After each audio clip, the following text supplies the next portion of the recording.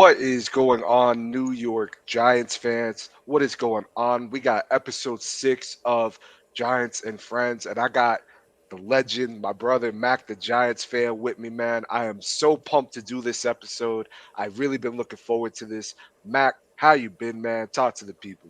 Oh man, I've been great, man. Thanks for having me on Hit Squad, man. It's always a pleasure working with you, man. You do amazing work over here, man. And I enjoy all the content you be delivering, man. And it's just always a pleasure working with you, bro. So I really appreciate you having me on. Hey, I appreciate that, man, for real. Thank you so much for the kind words and shit. Thank you for stopping by, for real.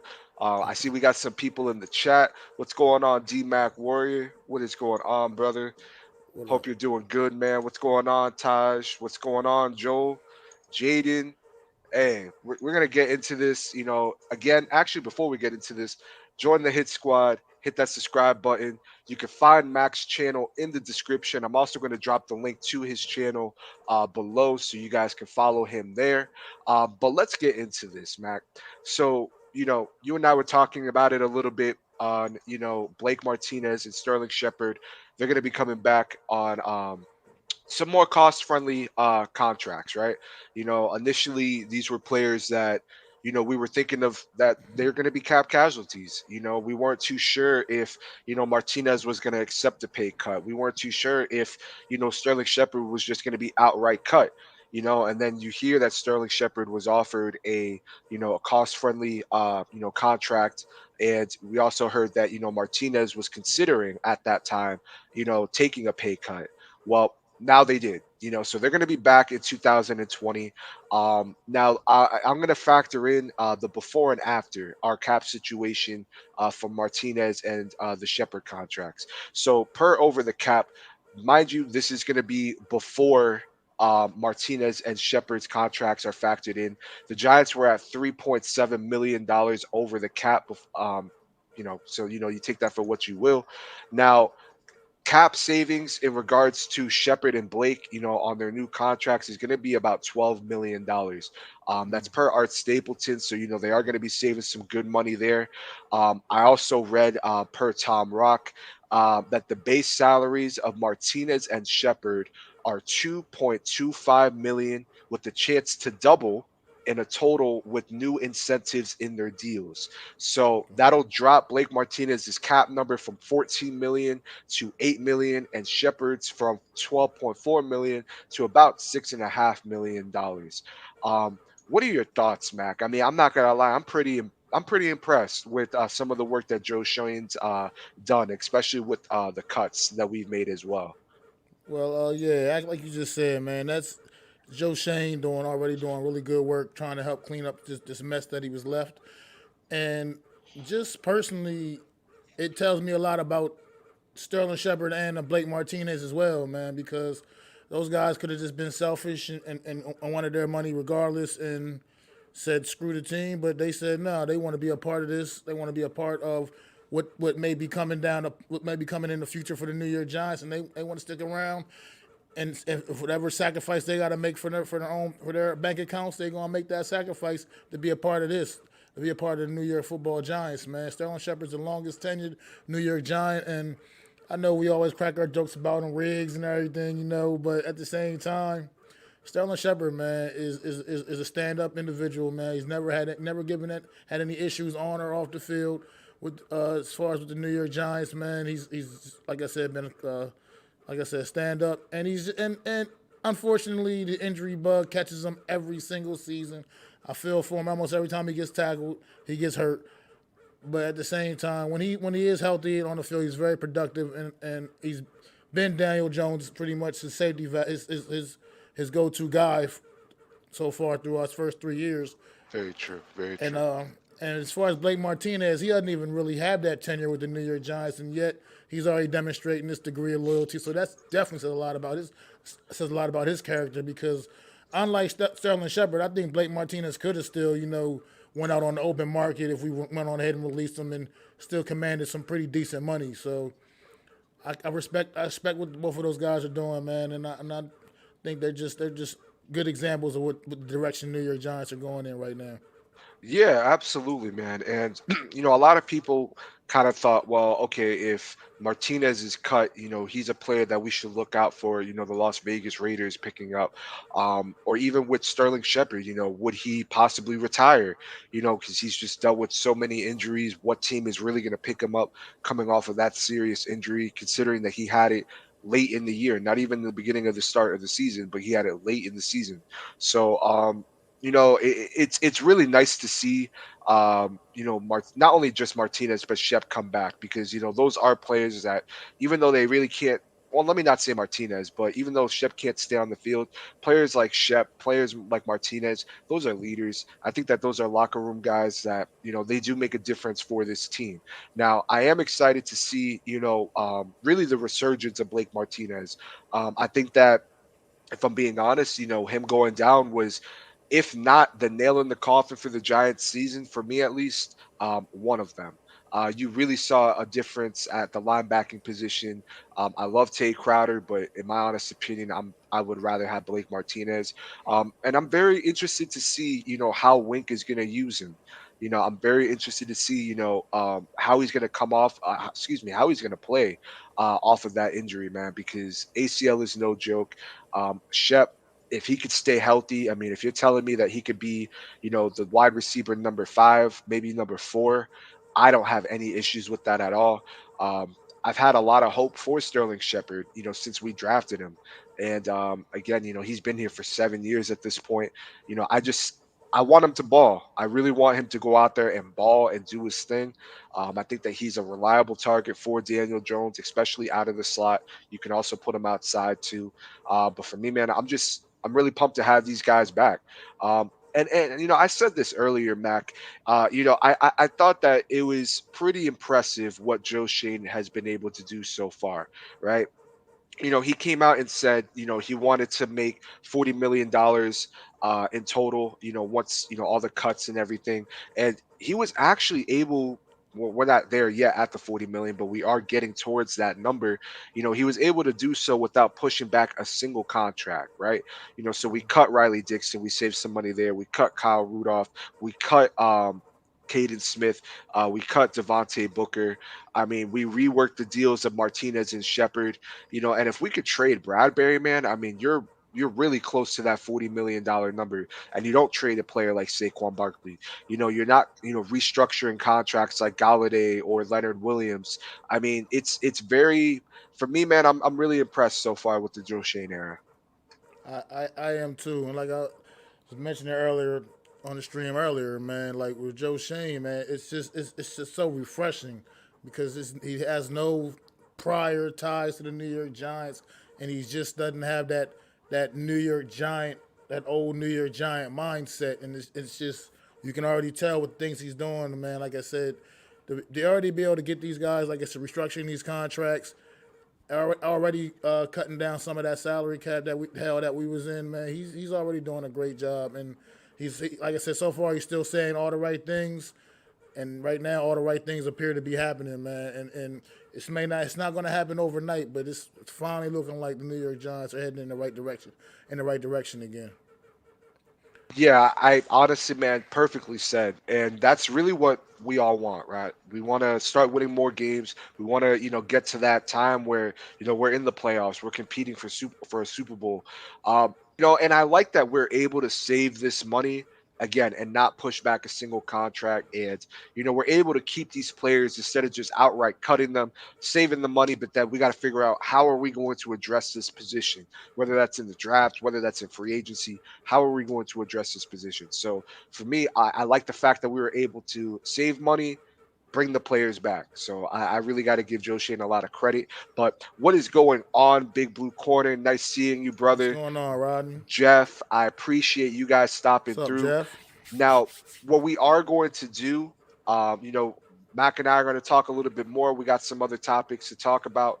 But once we are done, we are going to open up the lines, let you guys call in. I want to hear your guys' thoughts on Shepard and Martinez coming back. I want to hear if you guys have any players that, we should maybe look out for that would get cut. We have some players in mind that, I think we can all agree are probably up there to get cut next.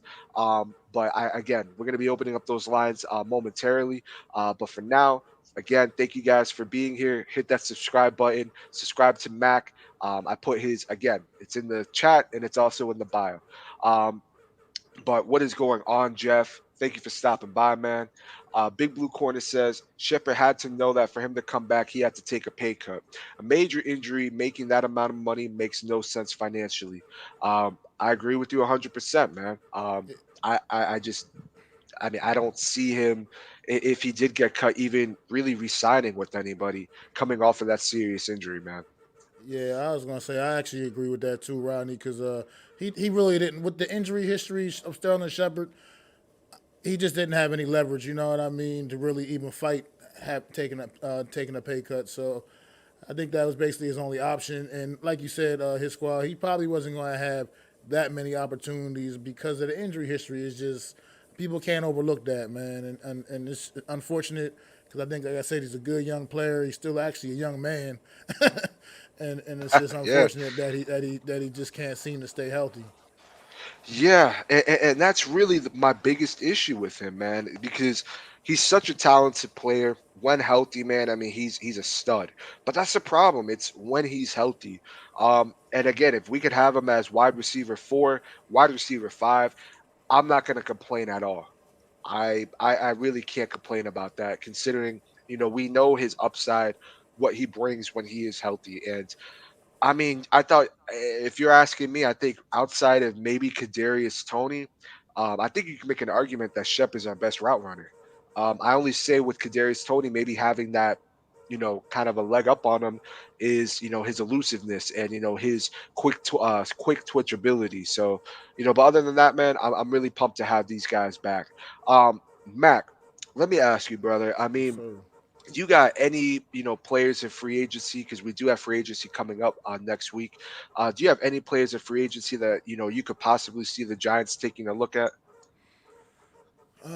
right about now, I haven't looked at the list too extensively, other than some of the top names, which I really think the Giants aren't really going to be able to afford too many of those top end guys anyway.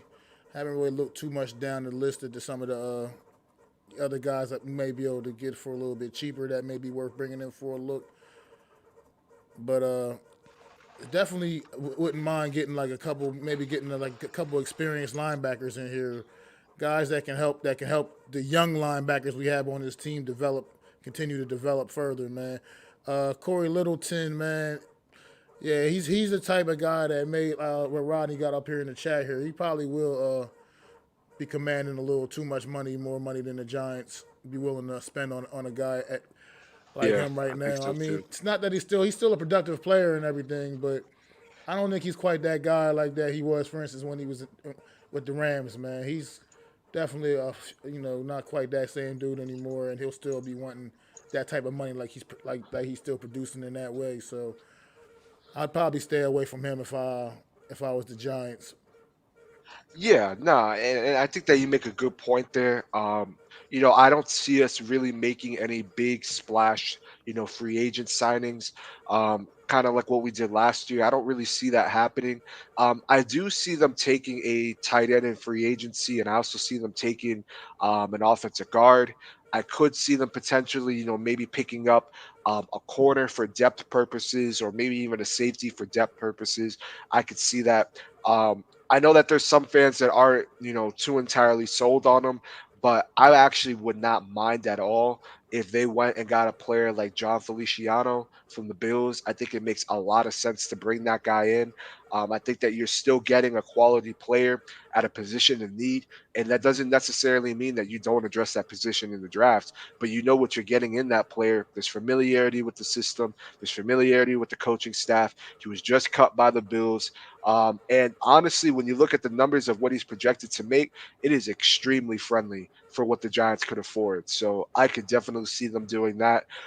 One player that if we're on the topic of tight ends that I could see the Giants potentially look at if he's not picked up is Mo Alley Cox.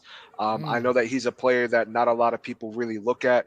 I know that Gasecki got tagged. Evan Ingram's most likely going to be on another team, but I think that Mo Alley Cox, you could get him on a cost-effective deal. If Indianapolis doesn't bring him back, though it's already been rumored that they're not going to be bringing him back, but if Indianapolis doesn't, I think you're getting a player that can really stretch the field. He has some good hands on him.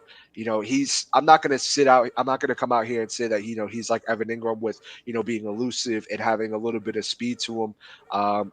He's not, but he definitely has some to him. But in my honest opinion, man, I think that we're going to be seeing some small signings. I would be very shocked if they made a relatively big signing. I just don't see it happening.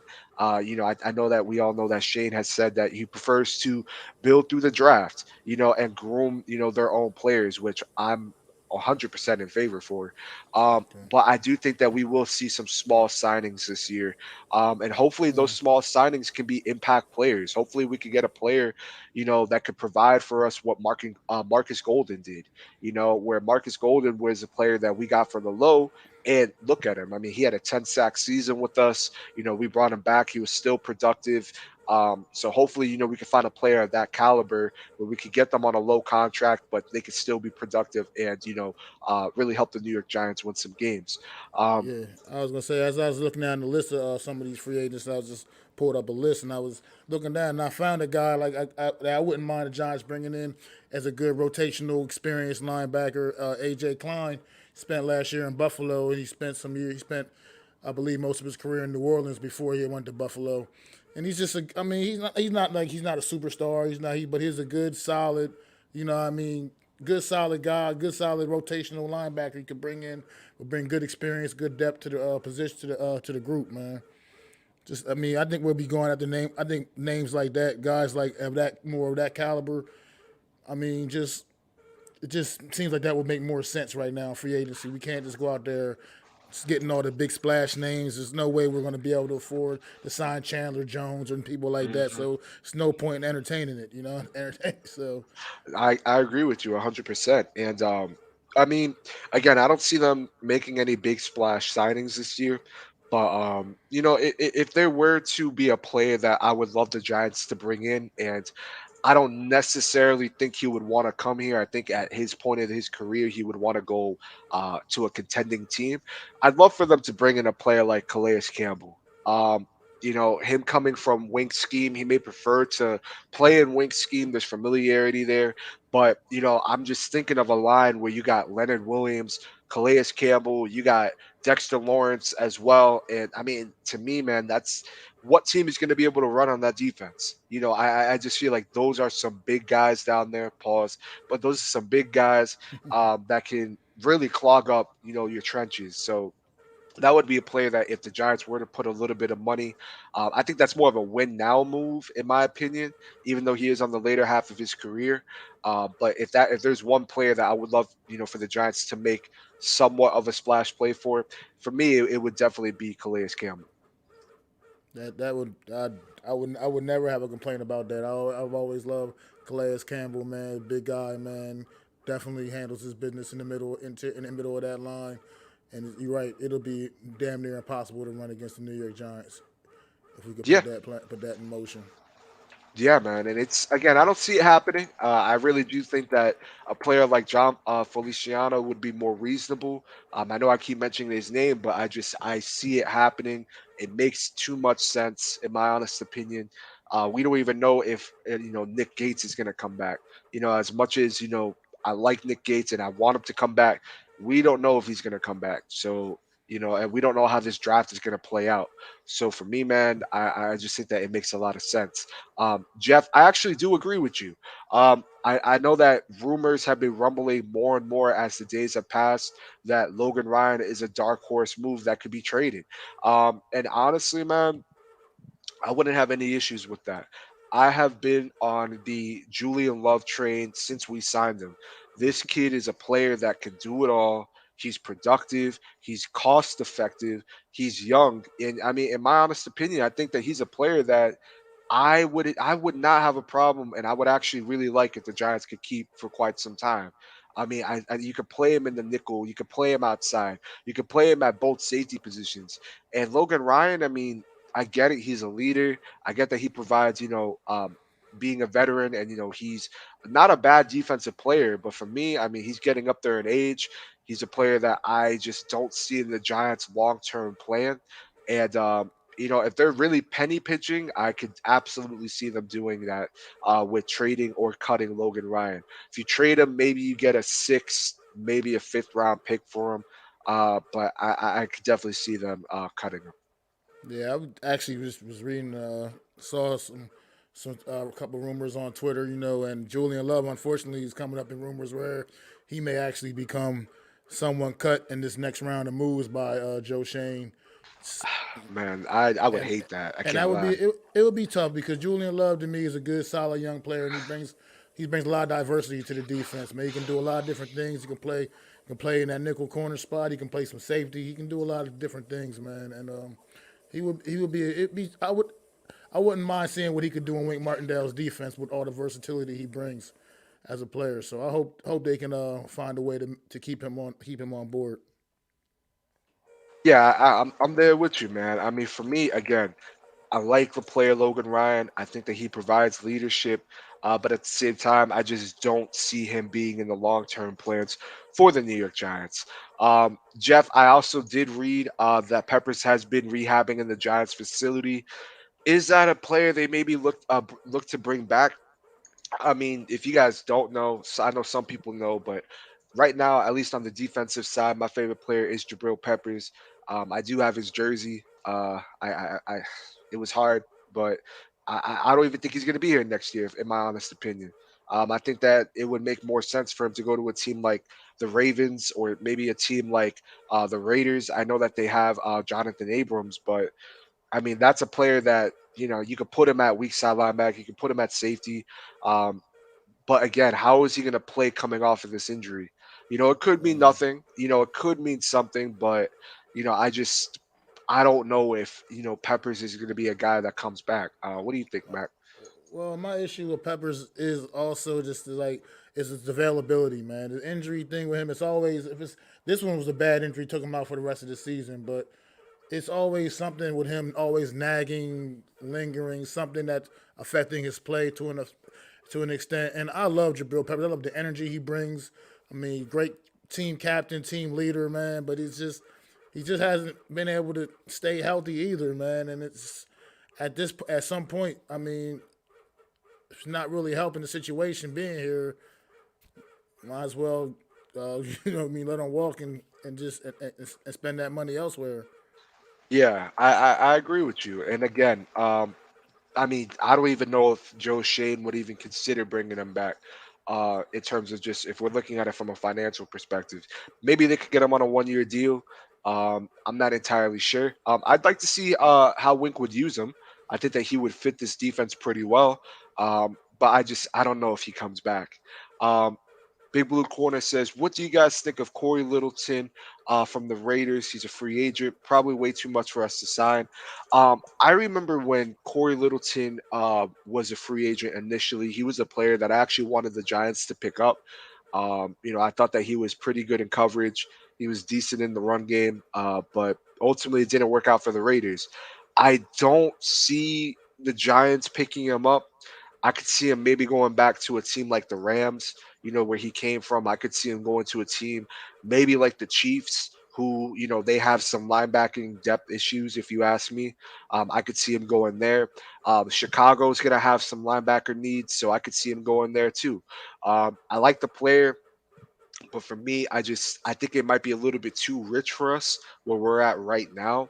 I think if we had more money, I could see it maybe, but I don't see it happening. No, I agree. Once again, like I said, I actually touched on that a little while ago too. Back, I just feel like this price tag is going to be too big for a player like Corey Littleton. I think he brings a lot to the table. I just think we just can't really afford to put that kind of money out there on any one player this off season right now. We just got too much to do. We just can't tie that much money up in any one player. 100%. And I agree with you, Matt. It's just for me, man. It just doesn't. Again, the player is a good player, but I just don't know if it makes sense for the Giants to really go out there and pick him up. Especially, they're bringing Martinez back, so I'm not too entirely sure if they would. Jeff, I actually have been seeing this recently on Twitter. Will Dissly being targeted to the New York Giants. Um, I wouldn't mind it personally. I actually wouldn't mind it at all. Um, I think that he potentially could fit what we're trying to do over here, but I'm just not entirely sure. I haven't really seen any rumors about that myself personally, but at the same time, I'd be good with Disley. I mean, at least he's a guy, the tight end that can come here and actually catch the football with his hands, and so I'd be okay with that. Because at this point, I let Evan Ingram go ahead and walk, make his money elsewhere. I just can't watch another season of this guy watching balls bounce off this guy's hands. Oh Just yeah, can't you do it. you and you and me both, man. You and me both, and I just feel like whoever we bring in, man, I mean, they gotta not only do they have to fit the culture of what Joe Shane and Brian Dable are trying to bring, but I want these players to stay healthy. I know you can't predict injuries, but we took a lot of chances this last season on players that have been injury prone.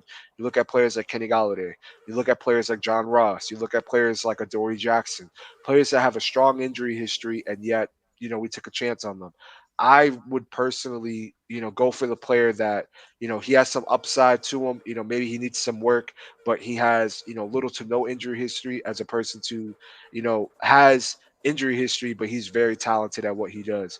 For me, man, it's just your best availability is, availability. So I don't know. I'm really interested to see some of these players that the New York Giants bring in. Um, I am actually I'm gonna be honest with you, Jeff.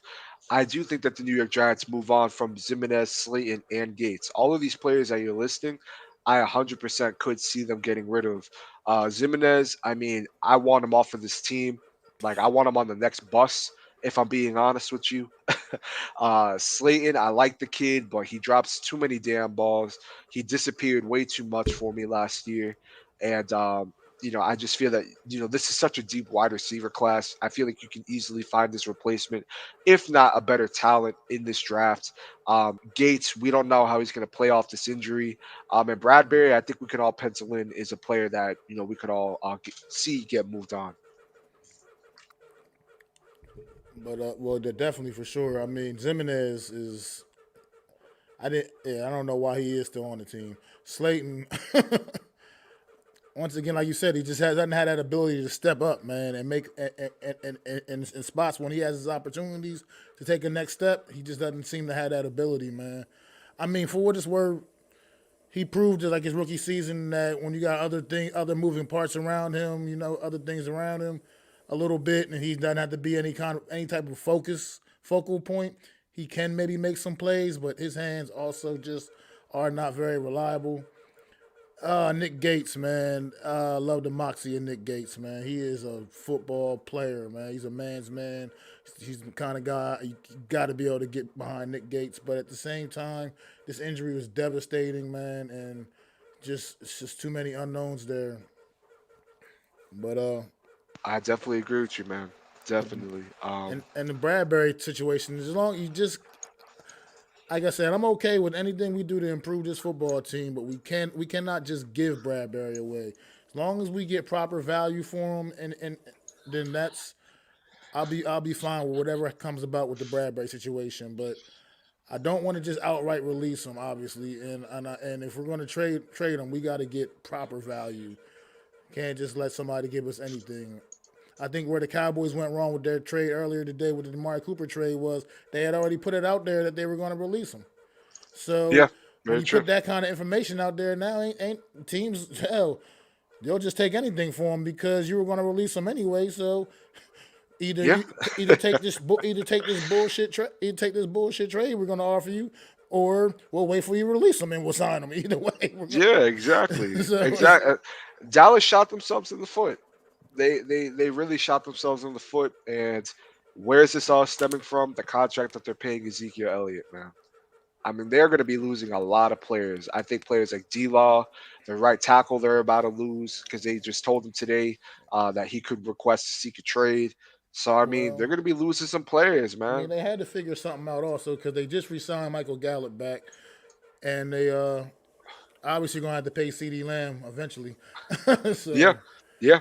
And on top of that, if they keep Pollard, that's a player that they could potentially pay. I mean, and they're trying to go young with their offensive line, and you also got Micah, who's going to be coming up later down on the road. So Dallas, I mean, their window is closing, in my honest opinion, and I love it as a fan of the New York Giants. absolutely, um, but what's going on, Blue City Empire Sports? Thanks for stopping by, man. I appreciate you always showing love. Jeff says, I still don't know what role Galladay plays. Tony will be like Diggs. Shepard would be like Beasley. We'll draft a wide receiver to be like Davis. What will Galladay be? Sanders? Barkley is a better Singletary. Um, I think that's a good point that you bring up, Jeff.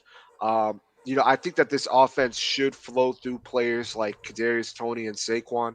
But for right now, because we don't know what Saquon's future is with the Giants, but I think right now, you got to run that offense to Kadarius Tony. I mean, you could use that kid in a variety of different ways. He's so elusive. I know that Kenny Galladay, had moments where it looked like he gave up last season, and we didn't necessarily use him correctly. But I have confidence, and again, this is just really just pure faith more than anything.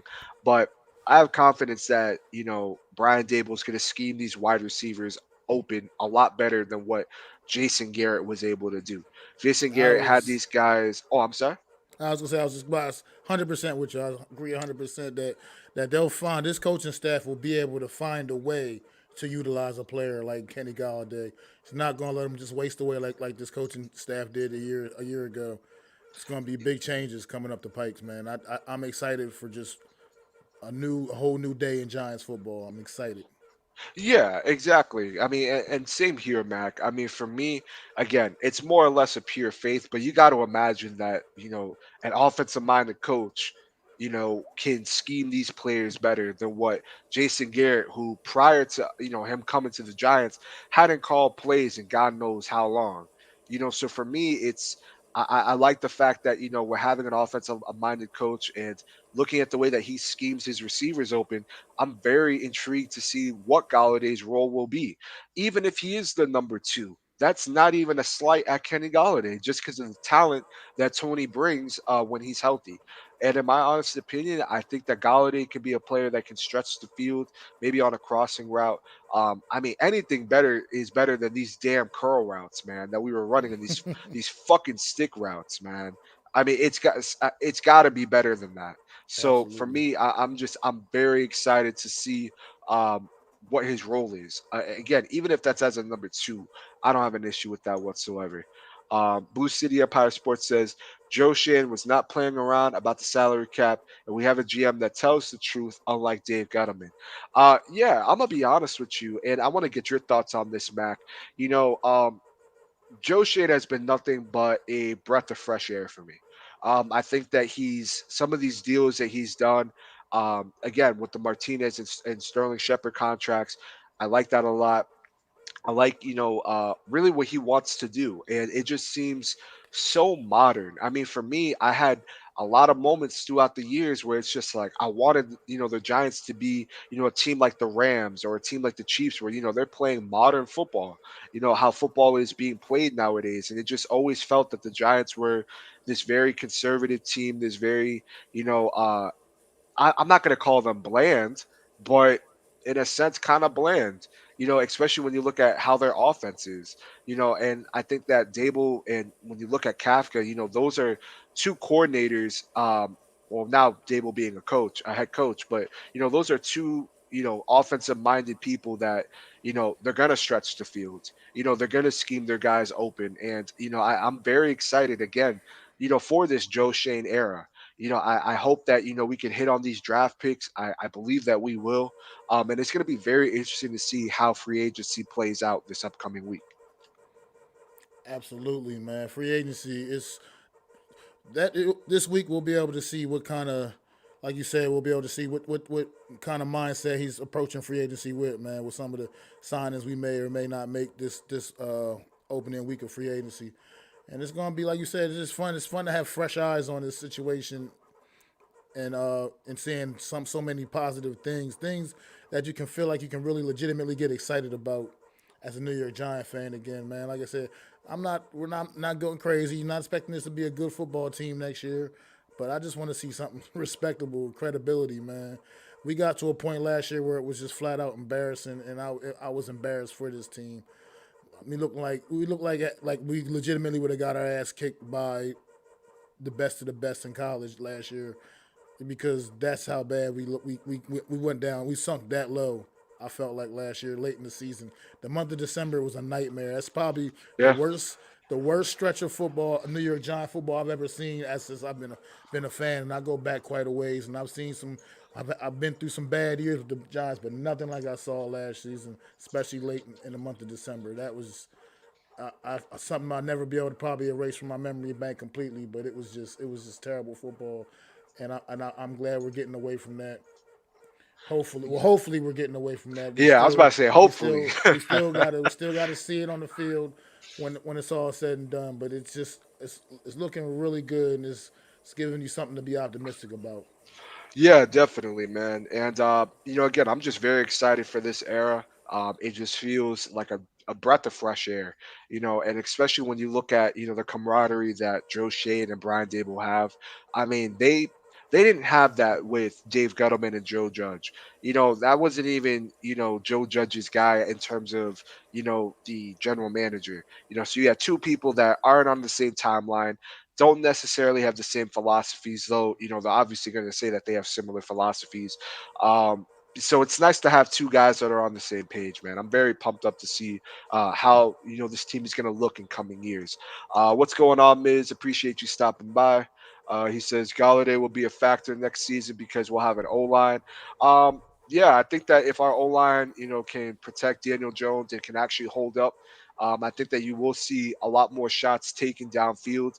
I think that we'll see us put more points on the board. There was a time. I mean, Mac. I mean, if we're still on that conversation of last year, there was a time where we were not really expecting to get touchdowns. We were expected to kick field goals, and at that, it's just that's embarrassing. I would expect that from like Jaden said over here, like a high school football team. Not an NFL team, man. So for me, I'm very pumped to see how this offense really is gonna look. I really want to see, how they use Daniel Jones, how they use Kadarius Tony, how are they going to use Barkley, how is this Yeah. offensive line going to look? I'm very, very excited, man. I mean, it's just, I don't know if that's too early to say, but I'm really excited to see, what this team looks like. I'm curious. I wonder because I just felt like the New York Giant offense for the last however many years has just been so prehistoric, man. I just want to see us look like a 21st century offense, man, and just I'm ready to hopefully see some very positive things, man. I'm like a little kid at Christmas right now, man. I can't Yeah. wait to get this thing, see this product on the field, and see what we look like, what we really gonna look like going forward, man. Yeah, I agree with you 100%. Well, let's answer this question here, right? Blue City Empire Sports says, "Do you guys think the reason why Dak Prescott was good was because he had Amari Cooper?" I'm gonna let you go first, Mac. What are your thoughts on that?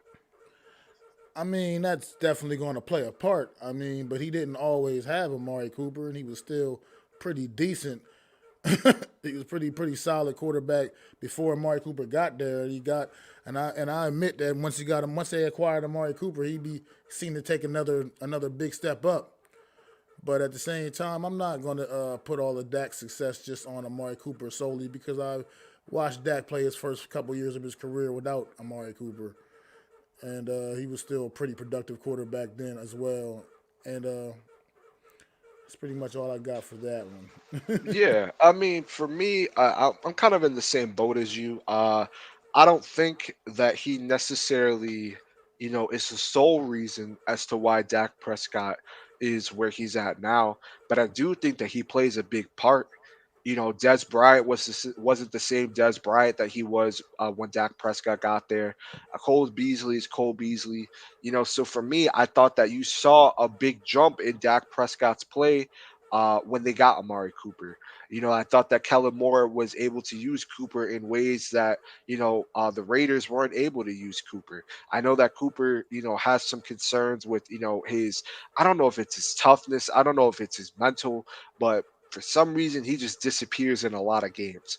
And I think ultimately you can't pay that amount of money towards a wide receiver that disappears. I mean, you're paying damn near $20 million.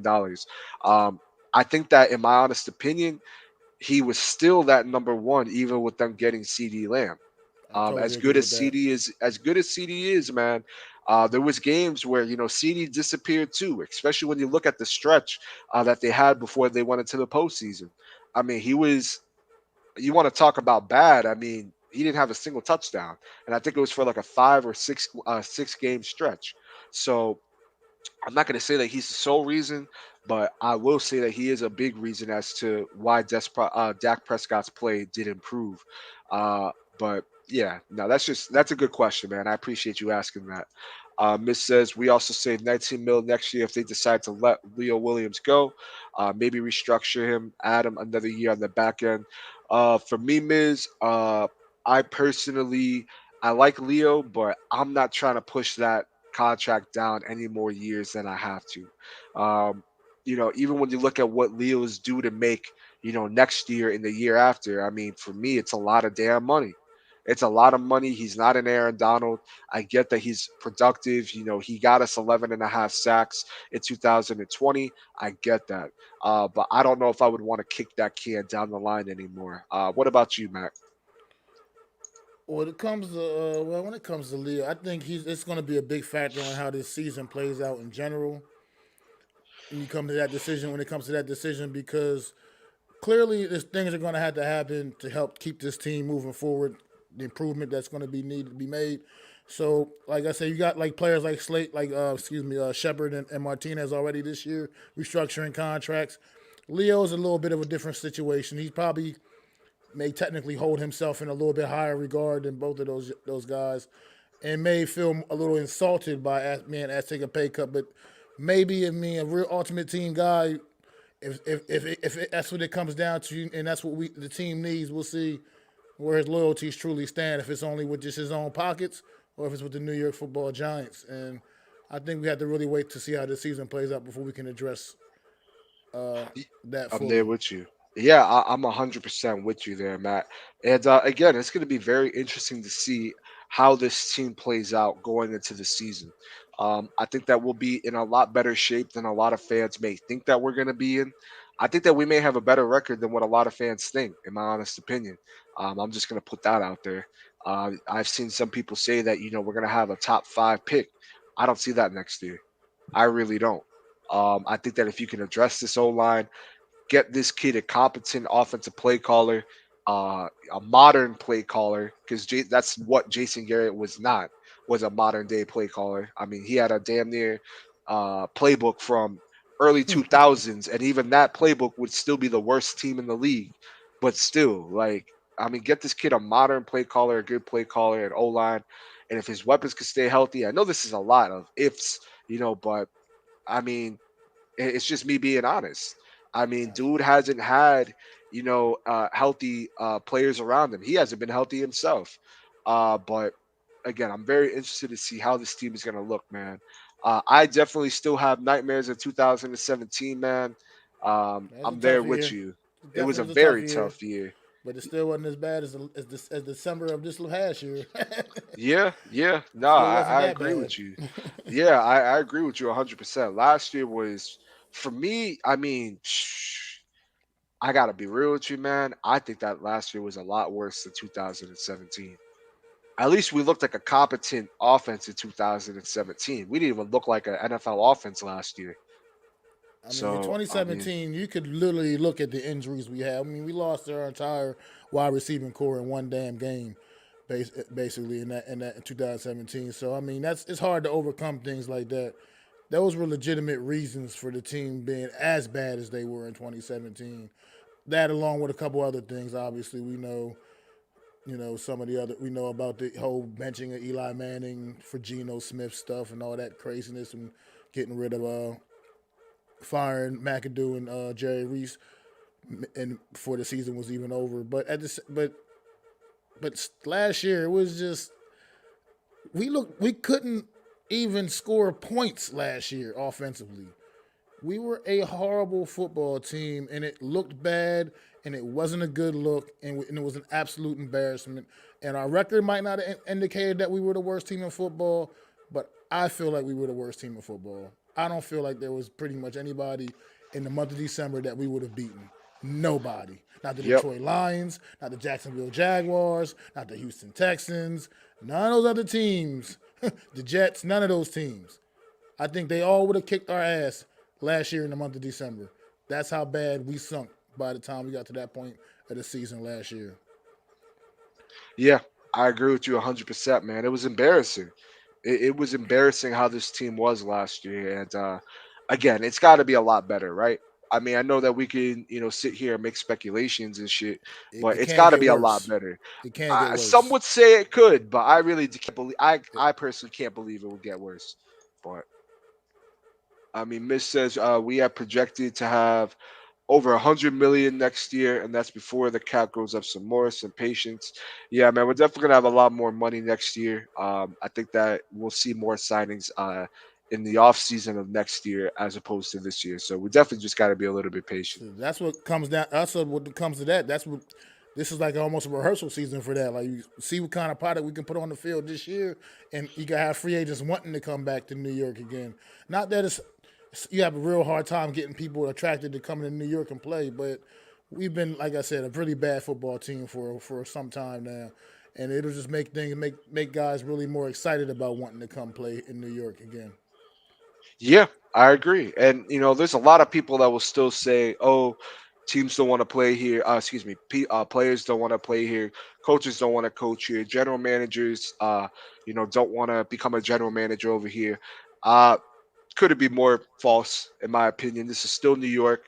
This is still the Giants. These players are still keeping in mind that, even when this team is bad, they're still in, the biggest media market in the world. On top of that, when this team is good, you would want to be on a team like this when this team is really good, in my honest opinion. Absolutely. Um, yeah, I mean, you want to talk about, planting your name in history. I mean, the coaches know that, GMs know that. You win in New York, man. I mean, you are set. You are set for life. At least in New York, you're set for life. But I agree with you, man.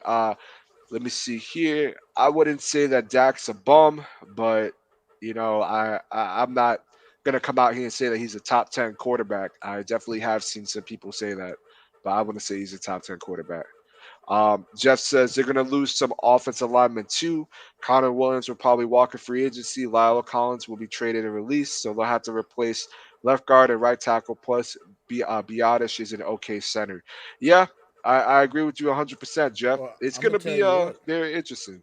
Tell you what, if they release Lyle Collins, I would not be upset about trying to scoop him up, man. I mean, that kid still got some game in him, man.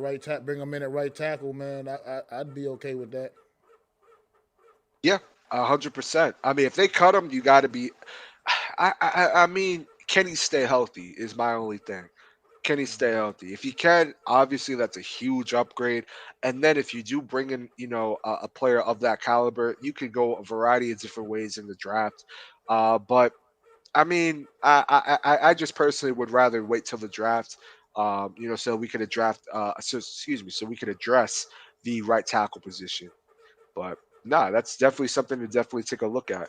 And with Cooper gone and Wilson most likely walking in free agency, mixed with Gallup coming off an ACL tear, the wide receiver core takes a hit behind Lamb. Yeah, I agree with you, man. Dallas, man. Like I said, as a Giants fan, I love it. I love it, man. It's nice to see them go up in flames, if you will. It is fun. It's fun to watch. Sheesh, I didn't see how far behind I was on these comments. Jesus. Christ, man. I love it. Thank y'all for, showing support in the comments. Definitely But appreciate it, man. Keep them coming too. bro, you gonna see how far back I am. Like, Jesus Christ. Yep. I did not realize that. Um, yeah, I agree. Blue City. He was a player that I didn't see the New York Giants even touching. Same with Galladay in terms of restructuring their contracts. Um, I just don't think that those two players, and I'll put Galladay in there too. Yeah, I don't think that those two players are players that I would want to kick the can down even more than what it is already, um, especially Leo. Uh, but I just don't see the New York Giants doing that. Let's see here. All right. I agree with that, Joe. Yep. Yeah, and you know what? Blue City Ingram is gonna go ball on another team. I'm telling you that right now. Ingram is gonna go ball out on another team, and they're gonna be able to use Ingram in ways that we couldn't use Ingram because we've always used Evan Ingram incorrectly. And I've been saying that since we drafted him. His best year, let's be real, his best year was no coincidence was with Eli Manning, right? Oh yeah. And on top of that, he looked like, damn it, he looked like a top 10 tight end that year, in my opinion. But we just, since then, have not been able to scheme him up correctly, haven't been able to use him correctly, and I it's just just at a point. I'm Oh, just I'm over sorry. his brick hands, man. I'm just over it. Oh, I am too. I I am can't too. take it because it's one thing to have drops, but the ball's popping off his hands, popping up in the air, causing turnovers. I'm just over that. I can't watch another ball bounce off of Evan Ingram's hands into a defender's hands. I just can't watch that happen again while he's wearing a New York Giant uniform. At least let him go Yep. have that problem somewhere else. Take that I agree. problem out of here. I agree 100%, man. And you know what? Again, he'll be another team's problem or he'll be another team's ace, because again, he has speed. There's a variety of different ways you can use him. I know that it was rumored that there's people that believe that he would be best suited at a slot wide receiver position. I wouldn't be upset with that at all.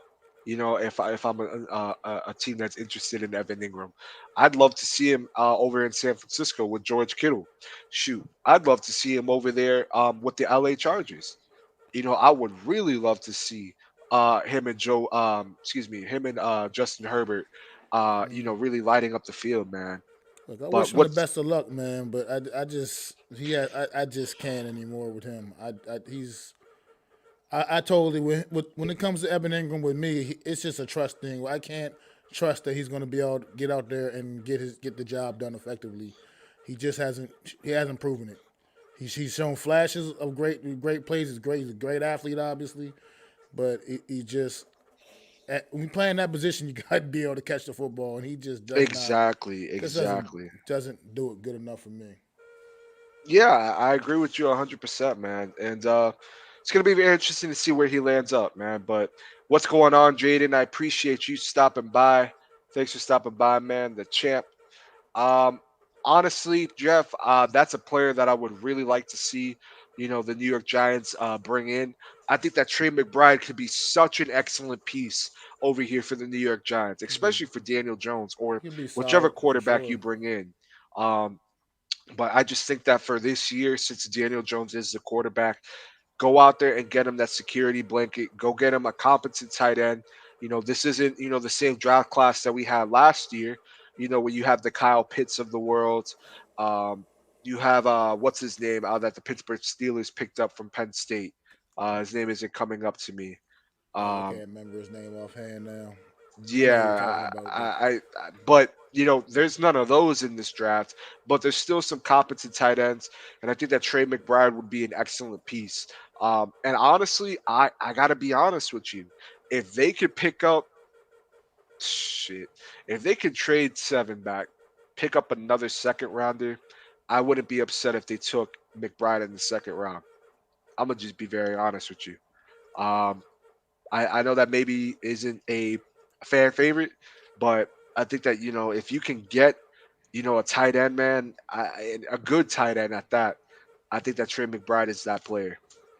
I mean, it's definitely a position of interest for the Giants this offseason, man. So we'll see what Joe Shane got up the sleeve, how he feels like how he's going to take care of that, addressing the tight end position. Yeah, definitely, 100%. Um, And yeah, I actually remember this, Blue City, where Josh Allen did come out and say that the Giants would be dumb not to hire Brian Dable. I said it when we hired Brian Dable. I think that this was the best coach, for Daniel Jones. This is the best thing to happen to Daniel Jones. I mean, I really do think that if there's a coach out there that could have gotten the most out of Daniel Jones, it's going to be Brian Dable, at least a coach that's available, at least. But I think that Brian Dable could be that guy. And we're going to see how it plays out. Mac, let me ask you, do you think that Dable's going to be calling the plays first year, or do you see Kafka calling the plays first year? I'd, I would really like. I don't. I'm one of those old kind of guys. I prefer the offensive coordinator to actually call the plays, but I don't mind the head coach having a hand in it. You know what I mean? By him being such a good offensive mind himself. But I prefer the head coach to really be more in tune with the entire game and not be focusing so much on one side of the ball or the other. It's got to really, because that's part. A head coach got to know what's going on throughout everything, and you can't. And it's tough. It's tough when the head coach is so focused on one side of the ball. I mean, that was Pat Shermer's issue. Pat Shermer didn't give a damn about that defense, man. All he worried about was what was going on in the Very offense. true. And Very true. sure, the offense didn't look horrible under Pat Shermer. I mean, it is what it is. But defensively, we couldn't stop anything either. So Yep. and Very true. so I would prefer Kafka to be doing the play calling. But I would assume Brian Day was going to have his hands in that cookie jar a little bit, and I mean you just got to expect that. Yeah, I'm 100% there with you, man. Hold on, let me fix this mic real quick. But yeah, for me, man, it's I don't know. It's gonna really come down to, again, what players are Joe Shane and Dable gonna bring in. What is his offense gonna look like? Is it gonna look similar to the Bills' offense? Is it gonna look similar to the Chiefs' offense? Um, I'm not entirely sure. I mean, if you're asking me for my honest opinion, I think it's going to be a mixture of both, mixed in with some of the things that Daniel Jones likes to do, at least for this year. I'm really interested to see, Saquon Barkley's role in here. But I do think that it would make sense if they tried Kafka, maybe calling plays in preseason, seeing how does he do in certain situations. But I ultimately see Brian Dable calling, the plays for this year. If they keep if Kafka is staying on the New York Giants after this year, then I could see him maybe next year, calling the plays. I personally don't like when my head coaches call plays. I would prefer my coordinators to call the plays, just because when we're in certain situations, I would prefer my head coach to be aware and rally the guys, as opposed to looking into his playbook trying to figure out what plays he's going to run next. Exactly. So I just think that Dable, it would make sense, get him a year of calling plays, get Kafka familiar being an offensive coordinator, and then next year really let Kafka do his thing, call the plays, and have Dable just being a head coach and just control that all sides of the ball. Totally agree. Now, Blue City, in my honest opinion, I would like the Giants to bring back Jalen Smith, but I think that you would just be chasing the Jalen Smith of past. I'm not too entirely sure if how is he going to fit in Wink's defense. I think that he wouldn't necessarily be a bad fit, but in my honest opinion, I mean, they may look to just address that in the draft. Uh, you know, Um, I don't know. Could you I get him on a cost-effective deal? I think possibly. I would not be against the Giants bringing back Jalen Smith Neither would I. because I mean he didn't have much time on the field with the Giants last season, late in the season. But the little when he got on the field after just signing with the Giants for like basically 2 days. Got on the field and I mean he still made a couple of plays here and there.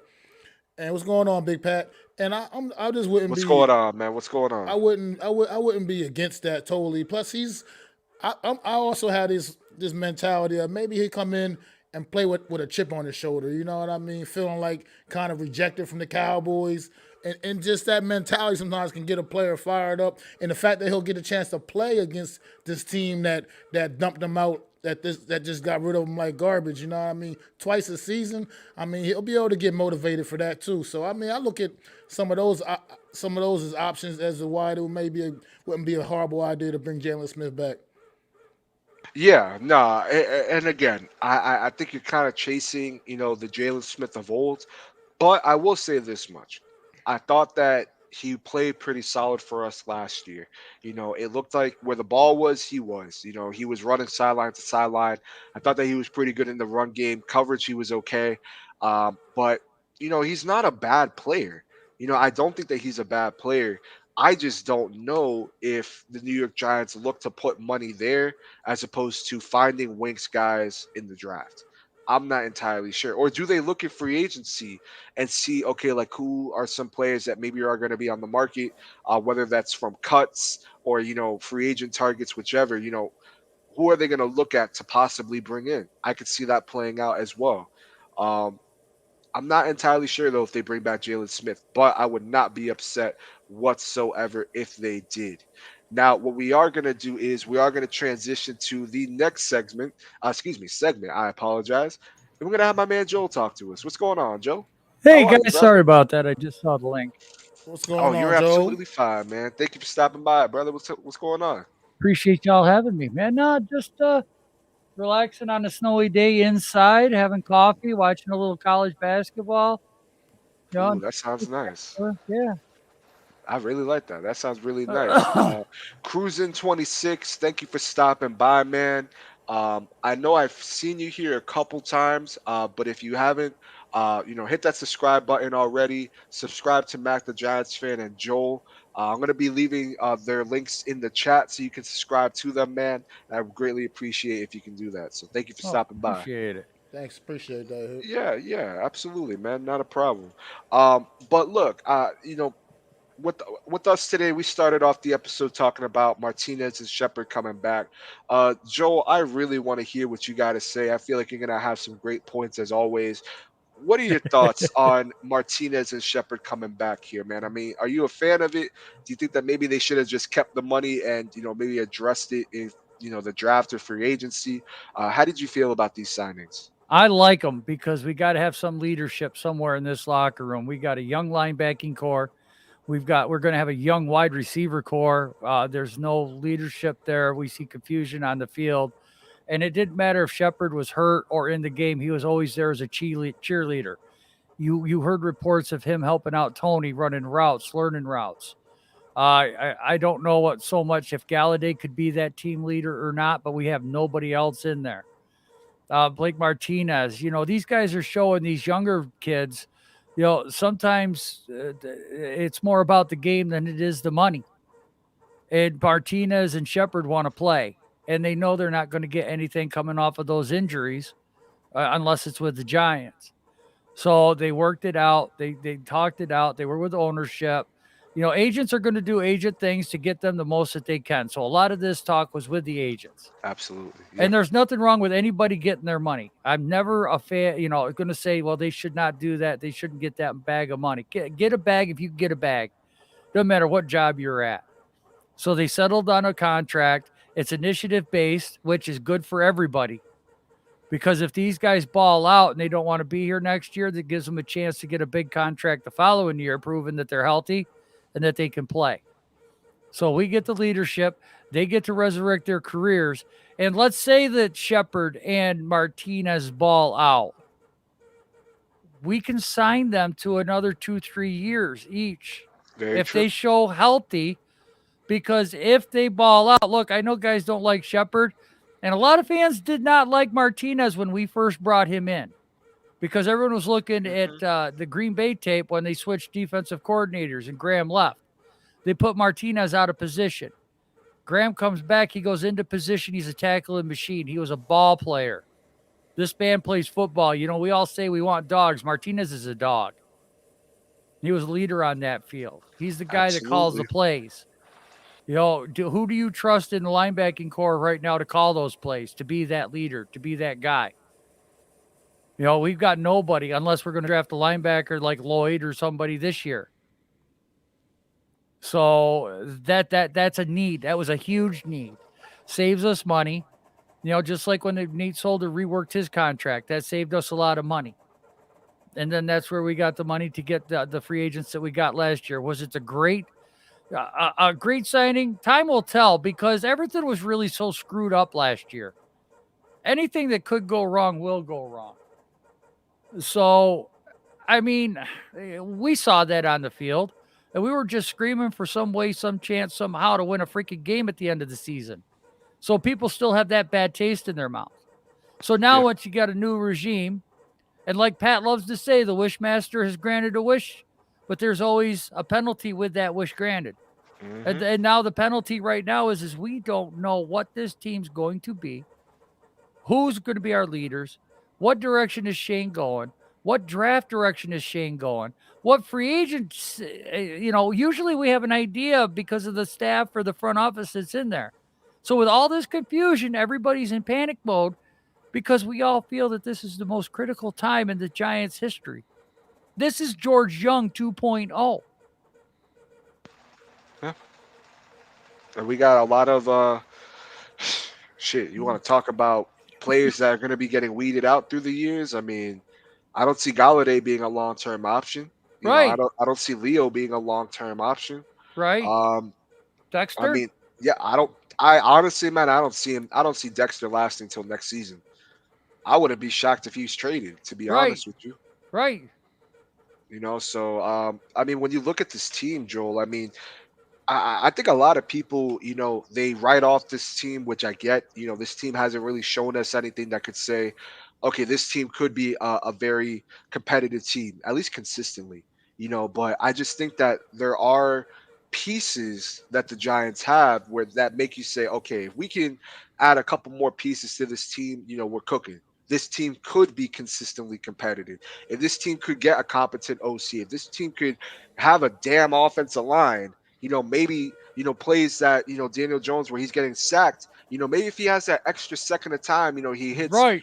John Ross running down the field, and it's not underthrown or, whichever. I just feel that there's things to be hopeful for. There's things that, you're right. We are in a crucial time right now. I think that this draft in particular is such an important draft for years to come, man. I Well, mean, here's I'm gonna the just say thing. that. Here's the thing, Hit Squad, and I'm going to talk about something that Pat loves to talk about on his channel because we got different people in here, and I want to get their perspective too. And I know Pat's watching.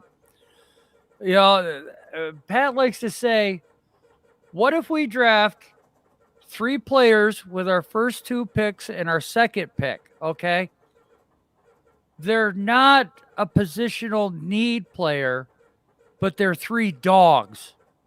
They're I'm guys that we're definitely going to have for a second contract that all pro, I'm um, always good with that. all star, that player, that guy we're rooting for. I'm What if we always went into the draft this year and got three dogs?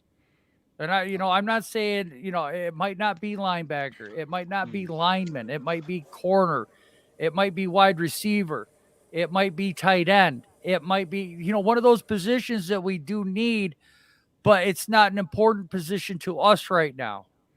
And then look. the following year, get the best player on the board that is an animal, that is a football player, because Shane has proven that's what he wants. I'm sorry, Mac. I was gonna say I'd be 100. I'd be ecstatic with that if that was the case because you can't you can't replicate what you're gonna get from like you said an absolute animal, man. Like you said, and if you got opportunity to pick up players like that, regardless of position, you got to take the opportunity sometimes if they fall into your lap. So I'd be okay with that. I wouldn't be mad at that at all. I'm never gonna be upset with us drafting a legitimately good stud player, no Right. matter what. I'm never gonna be upset about that. Absolutely. Yeah. I'm in agreement with y'all, man. I actually wouldn't be upset at that at all. I think that there's times where yes, you do draft for need, but I would not be upset if we drafted three dogs and they're not necessarily at positions of need. Whether that's we draft a beast of a center, or maybe we draft a beast of a corner, maybe like the next Jalen Ramsey. Or let's say you go out there, and you select, a Devin Lloyd, and you found your stud of a linebacker. Yeah, would it have been nice to Right. address the O line? Would it have been nice to, address the position in need? Sure. But if you're telling me that we could get some dogs on this team, man, I mean, Yeah. at that point, it's putting the puzzle together. Go What if fill in the what other if we got pieces. that Wilson kid from Ohio State and he turns into Steve Smith? Yeah, that's very true. So That's everybody very that true. says we don't need a wide receiver, I mean, if we got Steve Smith Jr. on the field for the next 7, 8 years, or if he even is 90% OBJ, would you guys be mad at a Wilson pick, a wide receiver at 7? Hell no. I mean, That I Not at mean, all. I would question it at first, but I'm always the kind of person that I want to see how it plays out. I may not understand. I'll be real. Like I may not understand it. At first I may not even agree with it at first, but I'm gonna think on it. I'm gonna go do my research on that player. We're gonna see how it works out. right, I mean, I look. I wasn't, and again, this isn't even in the same realm of what we're talking about, right? But I wasn't too ecstatic with the Tate Crowder pick or the Williams pick. Greedy Williams' brother, Rodarius, that who right. I tore his remember that. ACL. A Was lot I of was people were questioning. Yeah, I wasn't really the biggest fan of it. But Tay Crowder, he's looking a lot better than where he was drafted at, in my honest opinion. I'm not gonna say Absolutely, he he's is. a dog, but He's not a he's a nice stud, player. but he's way better than Mr. Irrelevant. I think he's way better than the Mr. Irrelevant draft status that he has. You know what I Don't mean? forget So Cam Exactly. Brown. Don't forget Cam Brown. A lot of Cam people Brown forget as about him. well. I mean, you got that. I mean, Aaron Robinson.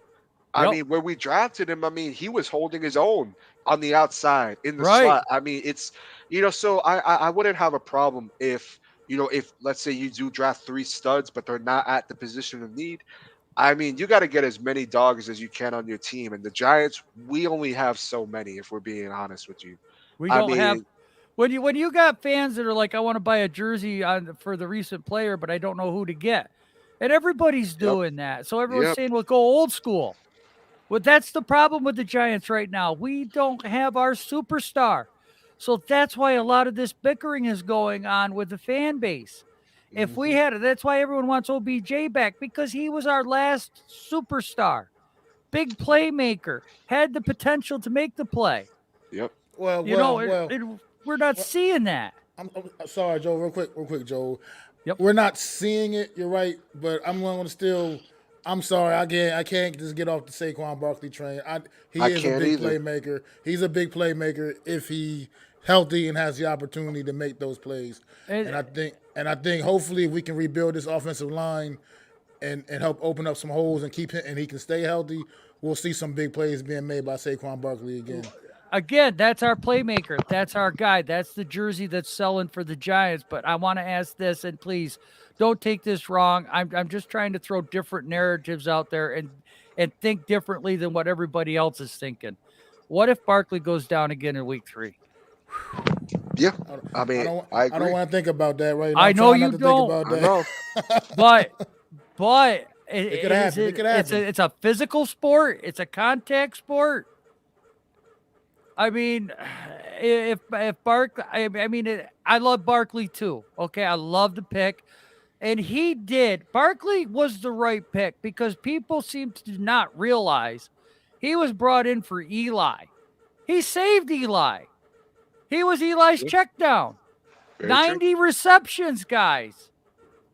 That's what Eli needed. He didn't have anyone to get the ball to.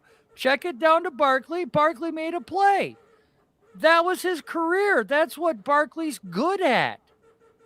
He's Yeah, not a up the middle ground and pound level people kind of guy. He's a juke. I'm going to spin you. You're going to miss a tackle. I'm gone to the house. That's what he did. So when we picked Barkley with the number 2 overall pick, it was the perfect person to help Eli Manning in that case. Our O line, Nate Solder, and everybody else just sucked trash. Period. yeah. Nothing Piss else poor. worked. Piss poor, man. What's going on, NYG31? Thanks for stopping by. Haven't seen you in a while, man. Glad to see that you're here. If you can, man, subscribe to these two guys here. I'll put their links again in the chat so that you can see it, man. But thanks for stopping by, brother.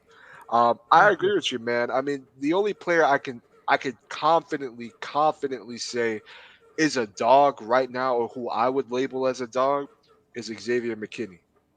That's it for me, man. I love Ojolari. I love Right. Barkley. But for me, man, I mean, I think that he's the only player, at least right now for me, that's I'm like, okay, this is a player that he's a beast.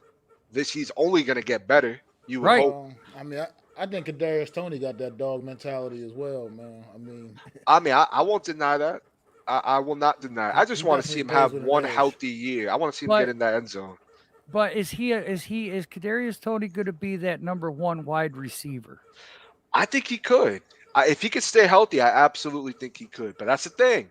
If he could stay healthy, and that's a big if. I think if Well, used properly, he could potentially he has number would one potential would in it him. benefit Tony better to have a true number one on the team and I then think so. use him like a Tyreek Hill or a what's his name from San Francisco? Debo. Debo Samuel. Yeah, yeah. I Have mean, him in that gadget because look, if you've got somebody like Wilson on the outside, Tony in the slot, clearing that side of the field, and then you hit Barkley on the wheel route on the right side, who's there to tackle him? yeah, no, I mean, I hear what you're Tony saying. Yeah, Kadarius Tony's an Yeah. interesting player because with the ball in his hand, he's so dangerous because he can do everything.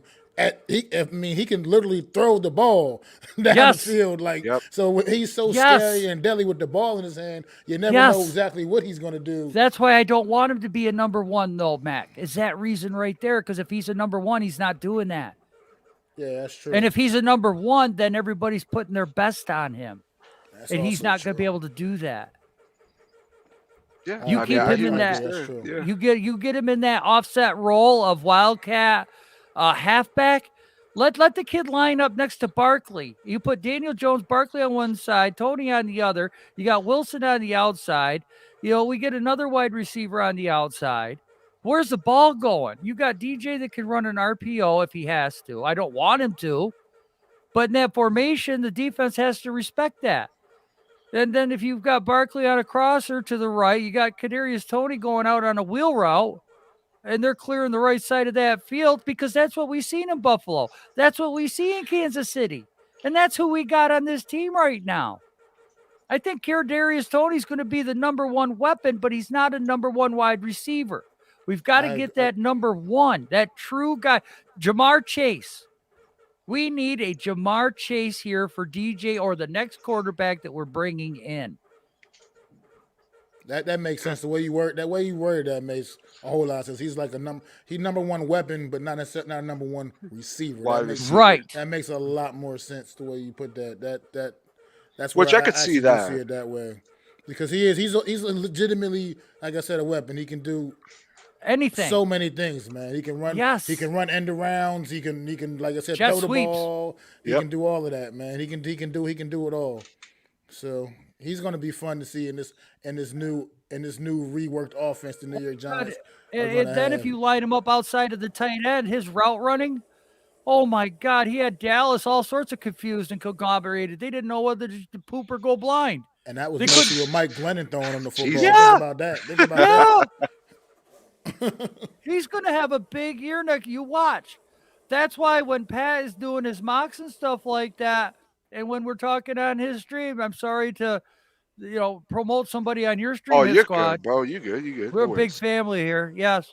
Look, I mean, he's really considering Wilson at 7, and it makes a lot of sense. And I know we're screwed up on so many other parts, but if Daniel Jones can go out there with an offense or a scheme that he can get some help. I mean, Giants Opinion Sports put out a video. It showed our best wide receivers of the Giants era. Toomer. That was Hicks, so awesome. you saw that? Such a good video. Dude, Such a good video. When's the last time you saw a quarterback that could throw to our wide receivers that had confidence? Because Eli sometimes was just chucking that ball up. Well, he had, like you said, he had the confidence. He knew those guys were going to make plays for him. Man. Yeah, that's the key right there. Make a play. He knew somebody was going to. Lou. What is going on, Lou? Thanks for stopping by. How you feeling, brother? 11-6, nigga. That's how I'm feeling. Hey, sorry I couldn't make the stream last night. I was out drinking. I'm still dealing with the hangover right now. I was doing man. the same, bro. I was doing the same. Oh my god, dog. But little listen, I Friday night appreciate you turn up. stopping by, man. I'm gonna ask you the same question I asked Joel. Joel, I really loved what you had to say, and you Thank you. stuck to what I said. You spoke facts. I'm gonna ask you, Lou. What are your thoughts on Martinez and Shep coming back? Were you a fan of it? Would you have preferred them to just save the money and address the position in the draft? I mean, what are you thinking, brother? Well, realistically, you only got 9 picks, right? So unless you trade back them first two picks, which everybody's gonna kill me for, but unless you trade back them first two picks and get um about 4 or 5 in return for them two, there's no way you're gonna be able to address all our needs in one draft. So I like bringing Martinez back. Shep, not so much because he can't fucking play a whole year without getting injured.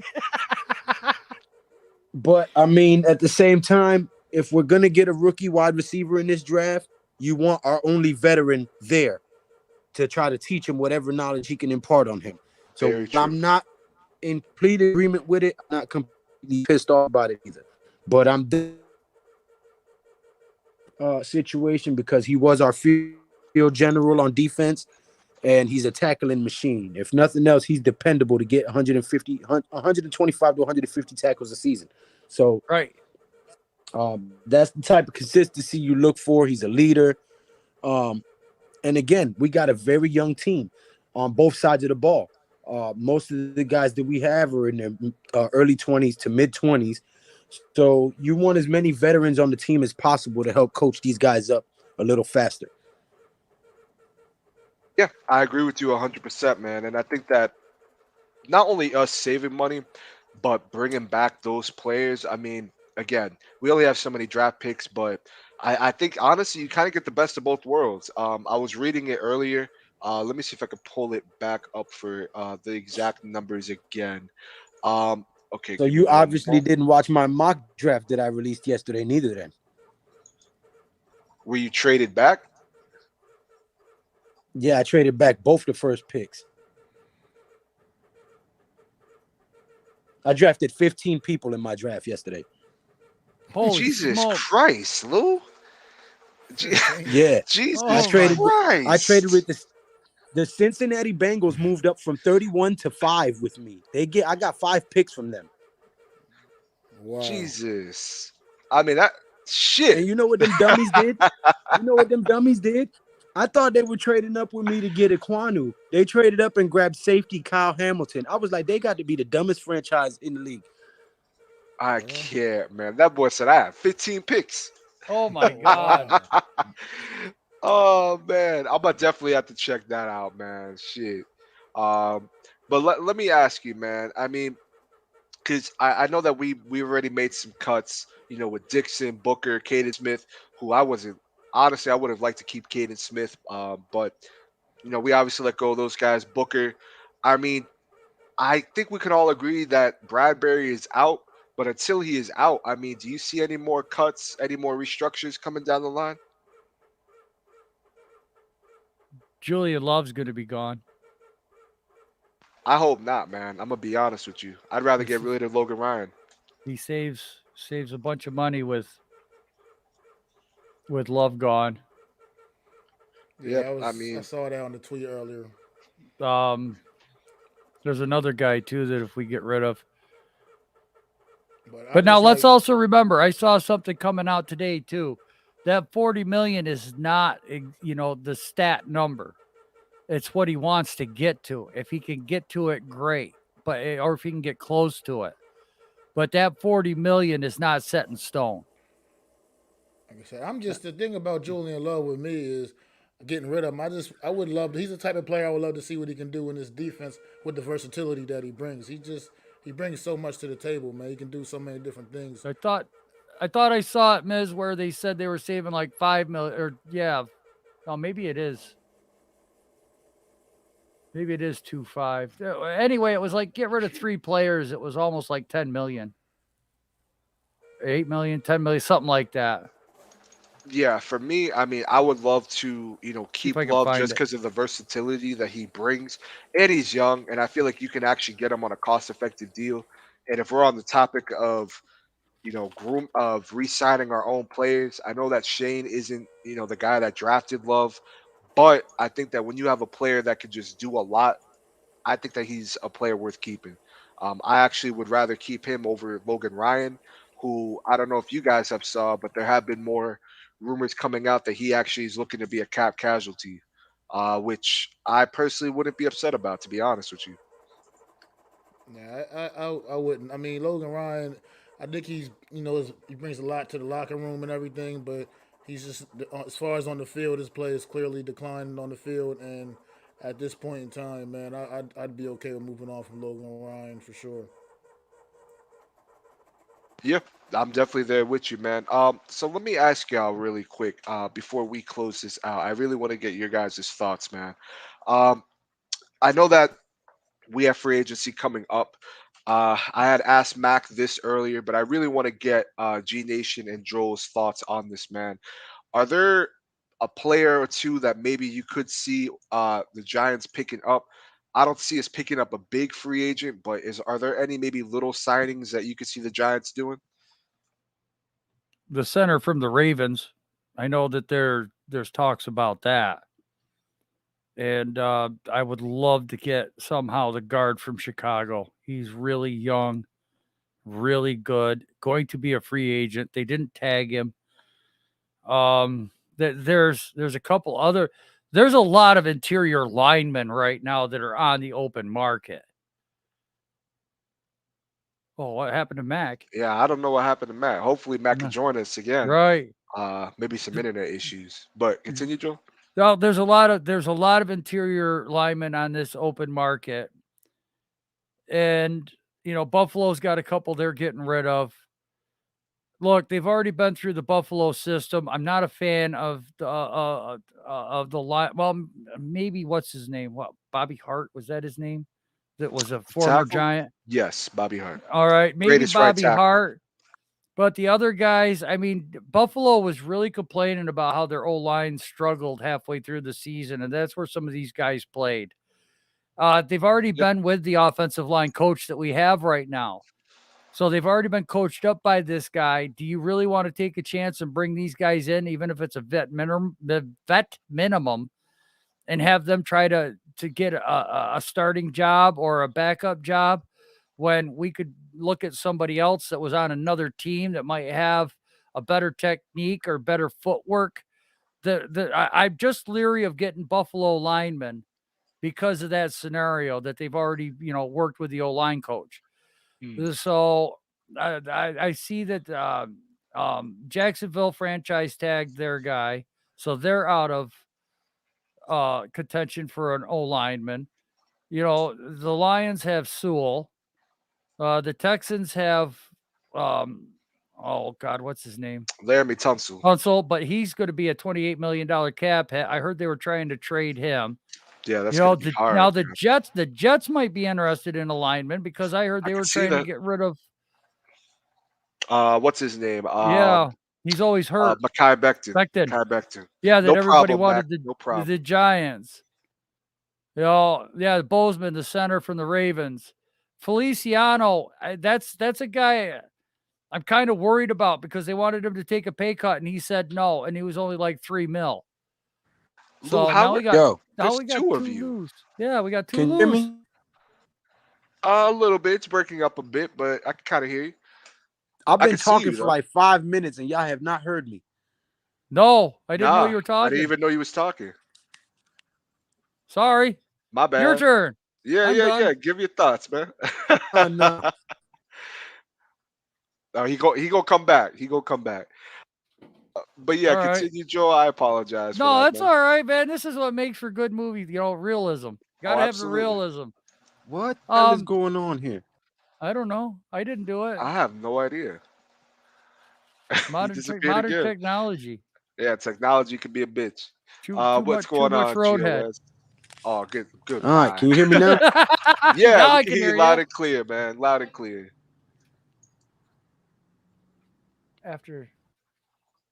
Now he's gone. He's gone. All Okay. right. Well, no problem with that, man. What's going on, GOS? Giant Opinion Sports. How you doing, brother? Great. I love that wide receivers video, GOS. That was Very good. fantastic. Hey, what's There going we on, go. Lou? We got him. What the hell? It's crazy. Insane, man. But yes, what were you saying when we couldn't hear you talk, man? No, look, I've been talking since the whole Julian Love conversation. Like, why are they getting rid of Julian Love? Why? Why are you asking me why? Or I don't know. I would rather get rid of Logan Ryan, in my honest opinion, and keep Logan. I didn't see nothing about Julian Love leaving. Is that no? they said who could be cut. No, And it I was could an article. Yeah, right. I could Oh, see okay, Julian okay. Love going. Yes. but Nah, there have I see been. Bradbury and Logan Ryan gone before I see Julian. I mean, Yep, he's on what, third year? Logan Ryan or Julian No, Love. Julian Love. Yes, it's gonna be. Actually, I think this is his fourth year. This is his Right. fourth year, I believe. I'm gonna check right now, but I believe it's his fourth year. Yeah, but his first year he didn't see the field.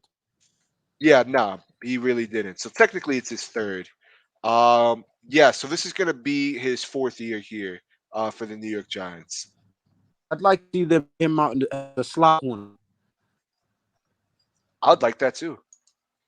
I mean, you could put him at slot, you could put him outside, you could put him at both safety positions. I mean, and again, I mean, you got him in a late round. You could possibly even get him for a lot less money than what you're paying Logan Ryan. I mean, I'll just say that much.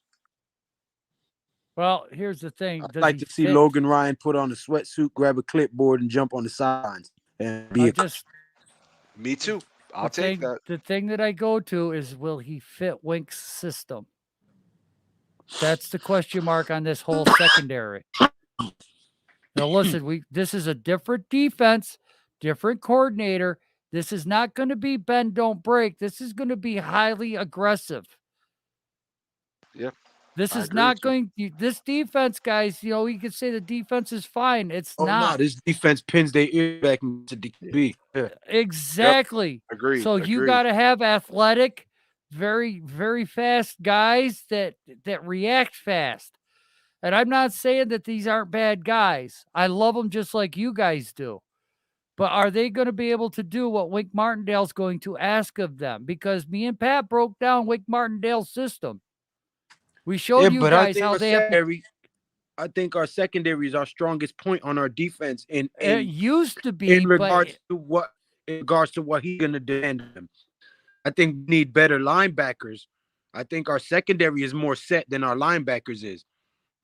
Pat, but Lou, we haven't seen them. I mean, Graham never ran anything like what Wink's going to run. No, true. But Adoree Jackson came from a system like that, and Aaron Robinson played like that in college, and Xavier McKinney showed us that that's the type of player he is. So I'm pretty confident this group coming wing system. It's the linebackers that I'm worried about. I don't think Tay Crowder, Zimenez, or Lorenzo Carter fit his system. That's why in my drafts I picked Devin Lloyd, Christian Harris, because I think that's where we need more help as opposed to our secondary. I mean, I can't help but worry, and I'm going to worry because well, that's what old people do. Yeah, we do too, don't we? Yeah, freaking guy. Look, I get it. Okay, it's hard to when you love a guy to let him go, but the hell? when you like a player, it's hard to let him go. Okay, there. He might not fit. And look, I'm not trying to be Debbie Downer. It's a 50-50 proposition. He might work, he might not work out right now. We don't know. Yeah. You know, let's remember how Eli Apple looked all freaking confused out there on the goddamn field. All right, Prince of Mukamara, he looked kind of confused when he first started too. You think Wink Martindale's system's going to be easier to run than what those guys were learning? And I'm not saying those guys are the greatest players in the world. I'm just saying from college to pro or different scheme to different scheme, because we all know that one guy fits a scheme, but he doesn't fit another scheme. It's not his fault. If you're any kind of player, you got kind of grit, if you're any kind of man, you got any kind of balls. After losing the way you lost last, I would expect every man in that group to be balling out, working out extra hard, putting extra time in, watching extra film, focusing on technique and fundamentals. I would expect every one of them guys want to come out here and get the stink of last season off of them. Yeah. I get it, but practice that only gets you so far. Some of it has to be athleticism. And if they're just not athletic enough, that's my worry, is if they're not athletic enough. These are all athletes. These guys made it to a stage I will never know. I will never understand. Look, let's Could, face it, man. Excuse me, I'm sorry, Joe, but no, let's go face it. ahead. These guys are all obviously they're NFL football players. Whether what we think about them or not, they're all physically gifted Right. athletes, good enough to be in the NFL. But they also it's the mental part of the game also, man. These guys we got to get some of these smart guys too, guys that can also think when they're out on the field too. You know, what I mean, react to certain situations and be able to make things happen. Yes. So and trust their instincts. and trust, Yes. yeah, because I mean, like, look at a guy like, for instance, Will Hernandez. Last year, off season, he was doing all this work with offensive line gurus and everything else, Yes. and he still came out there and landed flat on his face. I mean, so at some point, you got these guys also got to have it mentally and mentally all had a game down too, because I believe that's where a lot of these that's where a lot. I mean, obviously we know they got the physical tools. Like I said, they're Right. NFL football players. Right. So it really comes down to the mental part with some of these guys and the lack of success that some of them Yeah, have. definitely, man. And again, I mean, Joe, you make a good point with Eli Apple. I just don't see, because I think Love is a very smart player. I don't think that he would necessarily be out there running like a chicken with no head compared to like Apple, where he just looked so lost, at times. But I get what you're saying, though, but at the same It, time, I don't know. I just think that kid has a lot of upside, and I agree with you 100%, Jeff. That if Bradbury is gone, which I think we can all agree he is gone. I don't know. I see them taking a corner very early. I wouldn't be surprised if it's Gardner, but I could see them taking a corner really early, man. I like I don't think said, Shane will waste a number 7 on the cornerback. I just don't I see him wouldn't. doing that when this team has so many other needs. Um, I think we still find a decent cornerback with second or third round. Um, you don't need a shutdown corner. If you got 4 other dependable corners, you just need another dependable corner. Um, that's just me. I think we have bigger needs: offensive line, edge rusher, and Mike linebacker. Because as much as I love Blake Martinez as a player, ain't no telling how he's gonna come back from this injury. So I think we need a Dan Lloyd, Christian Harris, something along those lines. Um, Definitely a guard and a tackle, not hurt us, But yeah, I just don't see Shane going that high to grab a cornerback. let Seven. me let me yeah, let me throw this at you then, guys. Like I said, it's not something I believe in. What if you're passing up by not drafting that corner, the next Darrell Revis? Remember how we talked earlier about getting studs, even if it's not at the right position?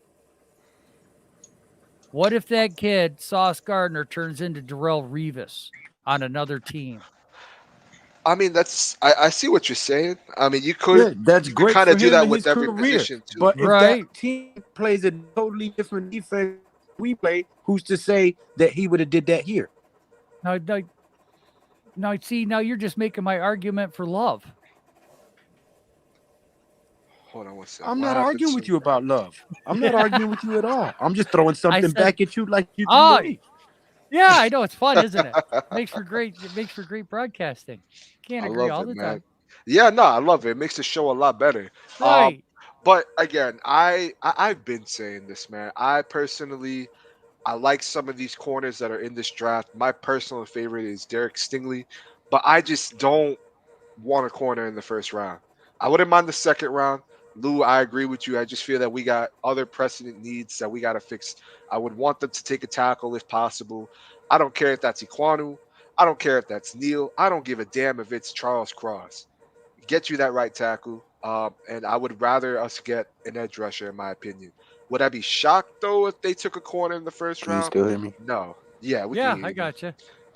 I wouldn't be shocked at all. But No, I okay, don't. Lou's gone. Yep. Lou, look, I mean, you left when I was about to close the show out, but look, we gonna end it here, man.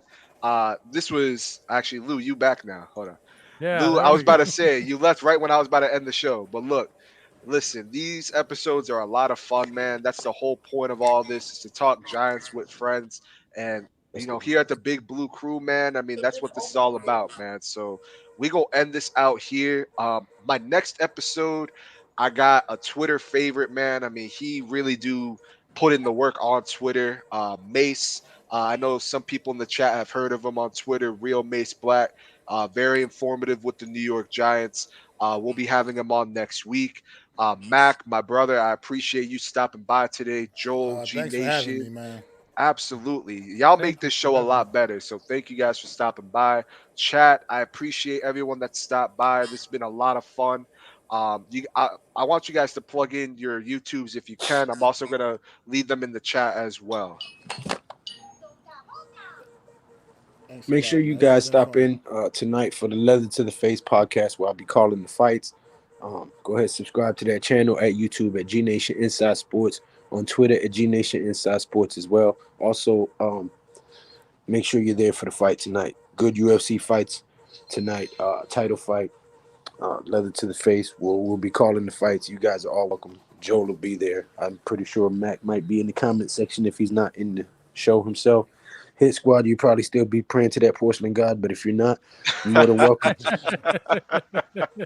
I can't. I'm gonna definitely try to stop by tonight, man. Joe, you want to plug in your YouTube?